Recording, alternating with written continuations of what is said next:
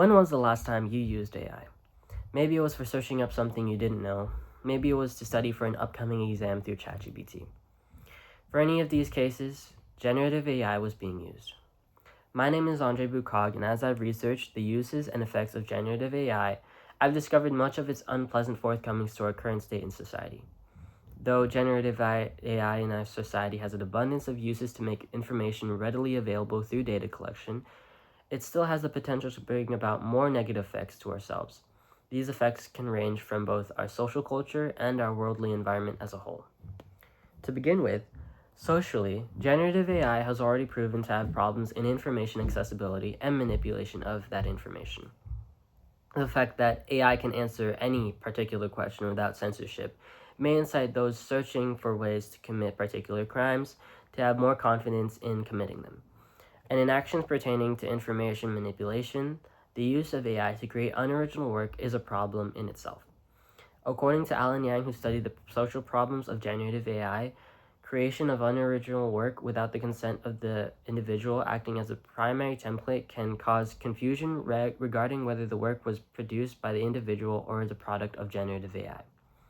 Originality in the presence of AI can be considered an extreme problem when considering how hard it is to figure out the original and what is generated. Next, one of the main downsides to generative AI is the many effects it has had on the environment. According to Adam Zhu from MIT News, generative AI, such as OpenAI's GPT-4, can demand a staggering amount of electricity, which leads to increased carbon dioxide emissions and pressures on the electrical grid. Not only putting an excess demand for electricity, but already adding an additional cost to greenhouse gas emissions to our atmosphere.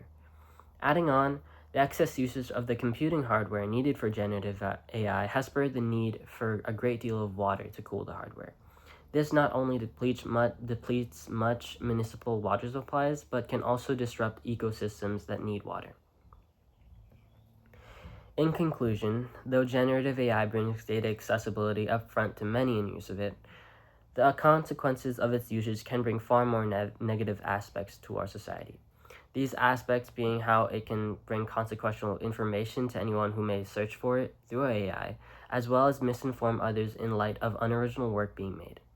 Environmentally, it also brings about more impacts to overall gas emissions, as well as affecting urban and natural life through excess water usage.